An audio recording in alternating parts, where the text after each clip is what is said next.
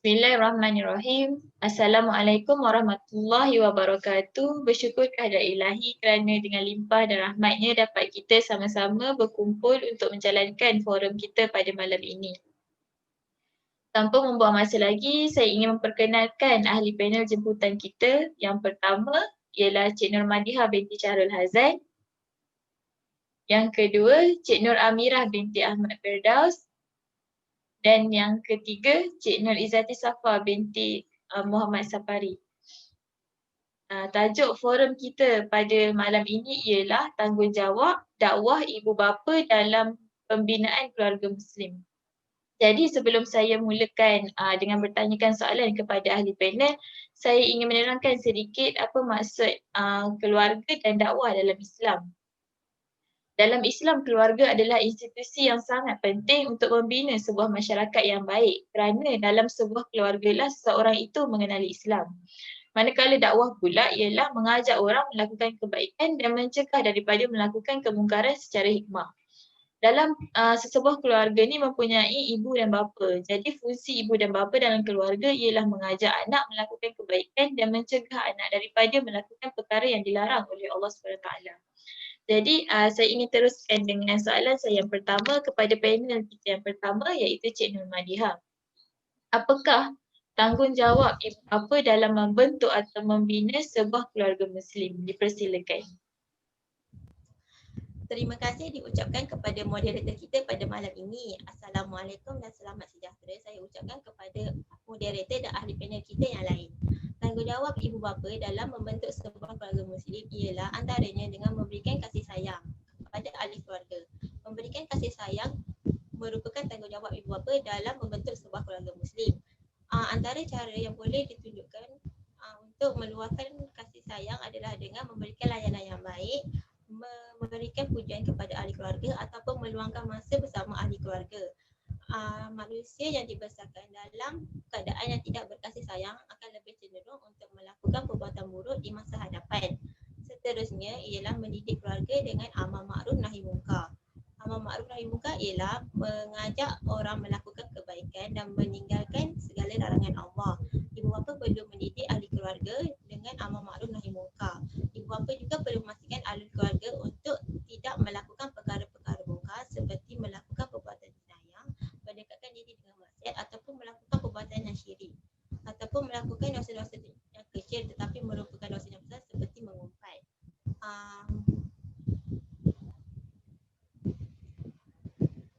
Melakukan perkara kebaikan adalah tanggungjawab setiap individu Muslim untuk mentaati perintah Allah. Seperti di dalam surah Al-Imran ayat 104 yang bermaksud dan hendaklah antara kamu satu golongan yang meniru iaitu berdakwah kepada kebajikan, mengembangkan Islam dan menyuruh berbuat segala perkara baik serta melarang dari segala yang salah, buruk dan keji. Dan mereka yang bersifat demikian ialah orang-orang yang berjaya. Ayat ini telah menggariskan bahawa setiap individu Muslim bertanggungjawab untuk melakukan segala perkara kebaikan dan meninggalkan segala larangan Allah. Yang ketiga, memberikan pendidikan dan ajaran agama. Setiap ibu bapa perlu memberikan pendidikan dan ajaran agama kepada ahli keluarga mereka, terutamanya kepada anak-anak mereka. Memberikan pendidikan dengan cara menghantarkan anak-anak mereka ke sekolah dan memberikan ajaran agama seperti menyuruh atau seperti mengajar mereka solat, mengaji dan mendedahkan mereka kepada kisah-kisah Nabi. Seperti di dalam surah At-Tarim ayat 6, Allah SWT telah berfirman yang bermaksud, wahai orang-orang yang beriman, peliharalah diri kamu dan ahli keluarga kamu daripada api neraka. Yang ini menjelaskan yang ibu bapa perlu menitik beratkan hal-hal berkaitan asuhan, bimbingan dan pendidikan yang terbaik untuk anak-anak mereka. Seterusnya, memberikan makanan, minuman dan pakaian yang halal. Ibu bapa hendaklah memberikan sumber yang halal kepada ahli keluarga mereka. Daripada segi pemakanan dan minuman, ibu bapa hendaklah menyediakan makanan yang halal dan minuman yang halal kepada ahli keluarga mereka kerana ia akan membantu meningkatkan keimanan ahli keluarga mereka. Jika ibu bapa memberikan makanan daripada sumber yang haram, ia akan menyebabkan keimanan mereka akan berkurang. Manakala dari segi pakaian, ibu bapa hendaklah menjadikan pakaian yang halal seperti melarang mereka daripada berpakaian yang tidak menutup aurat bagi perempuan atau pakaian menutup mata bagi lelaki pula, mereka hendaklah melarang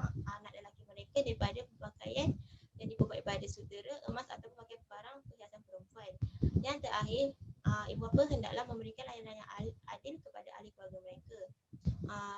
Ibu bapa hendaklah tidak bersikap pilih kasih kepada anak-anak mereka kerana ia akan menyebabkan hubungan antara kekeluargaan mereka akan menjadi renggang. Ini kerana anak-anak akan merasakan bahawa mereka tidak disukai dan tidak disayangi oleh ibu bapa mereka.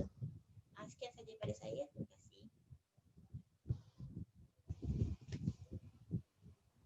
Baiklah, terima kasih kepada panel pertama kita atas penerangan. Jadi apa yang saya dapat simpulkan di sini, untuk membentuk sebuah keluarga Muslim, ibu bapa hendaklah memberikan kasih sayang dan didikan agama yang sempurna kepada anak-anak supaya dapat melahirkan anak-anak yang faham tentang agama, beramal dengannya dan sanggup berjuang untuk menegakkan agama Islam. Jadi saya ingin meneruskan soalan saya yang kedua kepada panel kita yang kedua. Apakah metod yang boleh ibu bapa gunakan untuk membentuk sebuah keluarga Muslim? Dipersilakan. Bismillahirrahmanirrahim. Assalamualaikum warahmatullahi wabarakatuh. Pertama sekali saya mengucapkan terima kasih kepada Saudari Syahuzani selaku moderator kita pada malam ini dan terima kasih kepada ahli-ahli panel. InsyaAllah pada ini saya akan meneruskan dengan topik saya iaitu apakah metod yang ibu bapa boleh gunakan untuk membentuk sebuah keluarga Muslim. Okey, dalam bentuk sebuah keluarga, ibu bapa perlu memainkan peranan yang penting dalam menjadikan sebuah keluarga Muslim. Kaedah yang pertama yang ibu bapa perlu lakukan ialah menunjukkan teladan yang baik. Kerana seorang anak ni seorang individu, mereka belajar dengan melalui peniruan dan pemerhatian mereka bermulanya daripada ibu bapa mereka. Sebab tu sebelum mendirikan rumah tangga, perlunya ibu bapa ada ilmu pengetahuan, terutama sekali ilmu agama lah.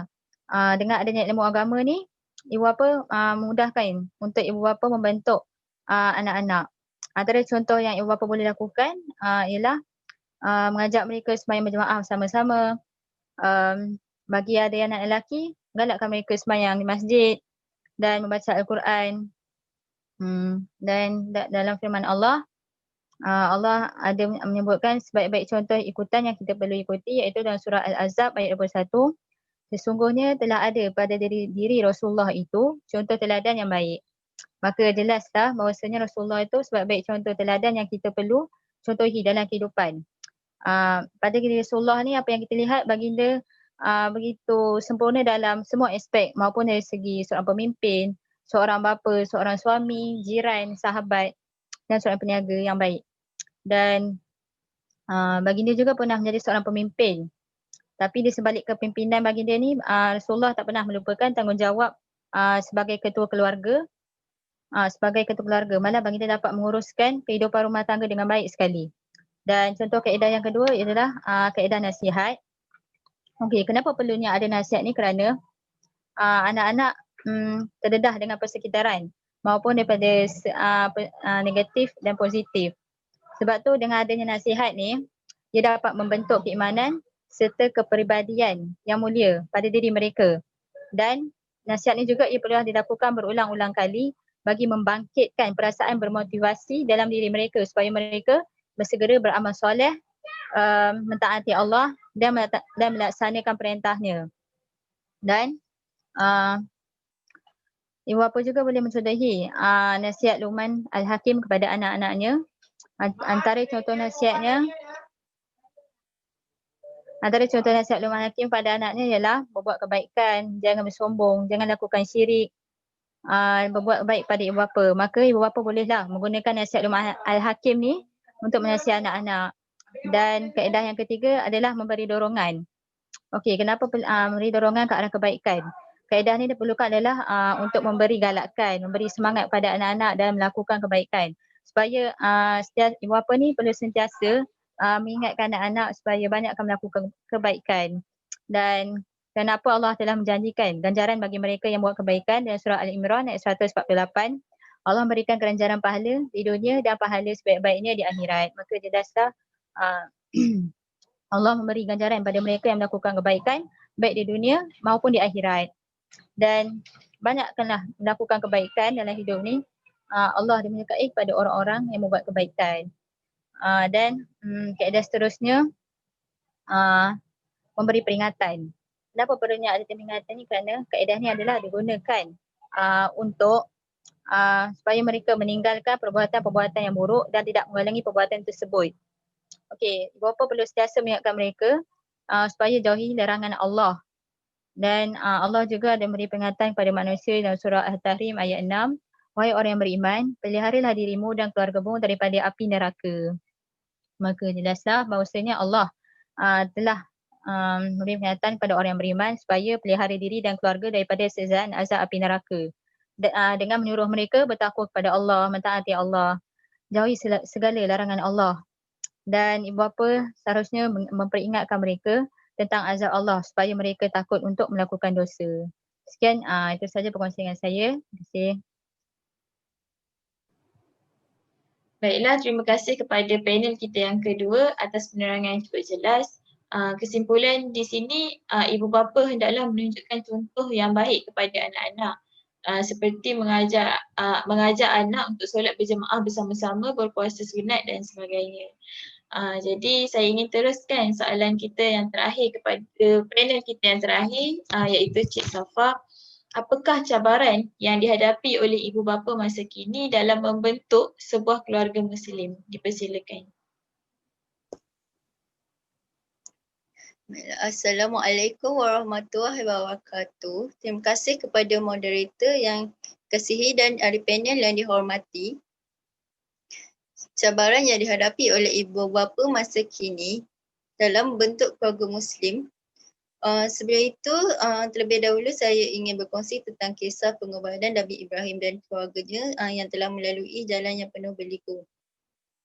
Nabi Ibrahim dia telah diperintahkan membawa isteri iaitu Siti Hajar dan anaknya Nabi Ismail yang masih bayi, kemudian ditinggalkan di padang pasir yang tiada berpenghuni. Bukanlah sesuatu yang mudah bagi seorang suami dan ayah yang baru dikenalkan cahaya mata setelah sekian lama. Tidak cukup dengan itu, cabaran yang paling hebat buat baginda adalah bila mana diperintahkan untuk menyembelih anaknya apabila anaknya meningkat dewasa. Tidak pernah tergambar seorang ayah sanggup mengorbankan anaknya sendiri hanya kerana perintah semata-mata. Oleh kerana kuatnya tawakal baginda kepadanya yang telah memberi perintah tersebut.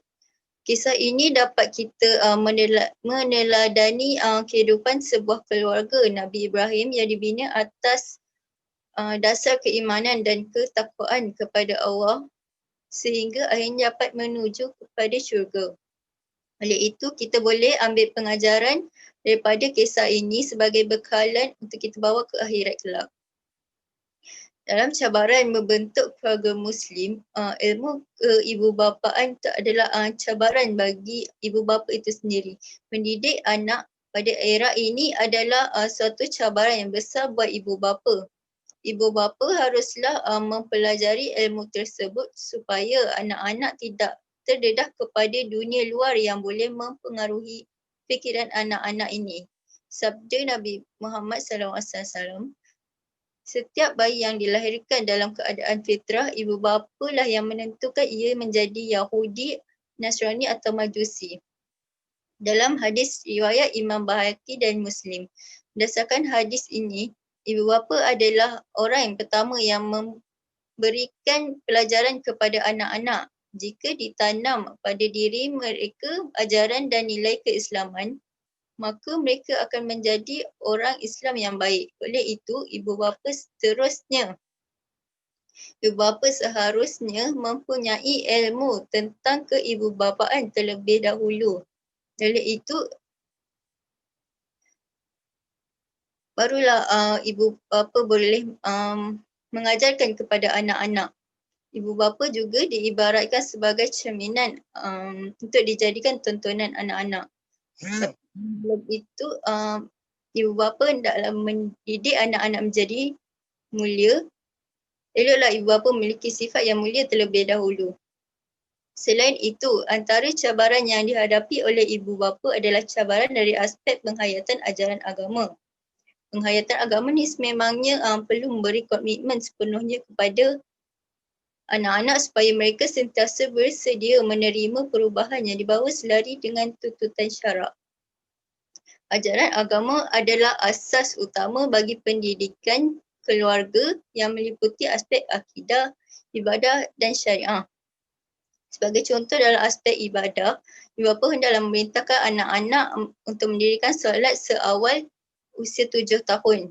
Rasulullah SAW sabda dalam sebuah hadis yang diriwayatkan oleh Ibu Abu Daud yang bermaksud, latihlah dan didiklah anak kamu menunaikan sembahyang ketika mereka berumur 7 tahun dan pukullah mereka ketika mereka berumur 10 tahun jika mereka enggan menunaikan sembahyang dan pisahkan tempat tidur mereka.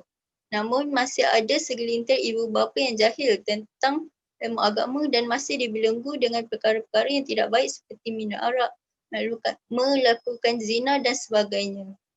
Anak-anak pula akan terikut-ikut dengan budaya ini dan berterusan menentang syarak. Ya, setakat itu sahaja cabaran yang dihadapi oleh ibu bapa dalam membentuk keluarga Muslim. Sekian, terima kasih. Baiklah, terima kasih kepada panel kita yang ketiga iaitu panel kita yang terakhir. Jadi kesimpulan yang dapat saya simpulkan di sini, setiap daripada kita adalah pendakwah sebenarnya. Tak kiralah siapa pun kita, sama ada kita ni ibu bapa, anak-anak atau suami ataupun isteri. Tetapi fokus kita di sini adalah kepada ibu bapa kerana didikan pertama setiap daripada kita sebenarnya bermula daripada rumah. Jadi dah menjadi tanggungjawab ibu bapa dalam menerapkan nilai agama kepada anak-anak dan menjadi tanggungjawab ibu bapa juga untuk mencegah anak-anak daripada melakukan perkara yang dilarang oleh Allah Subhanahu Wa Taala. Okey, sekian sahaja forum kita pada malam ini. Semoga kita berjumpa lagi insya-Allah. Saya tutup forum kita dengan tasbih kifarah dan suratul As. Assalamualaikum warahmatullahi wabarakatuh.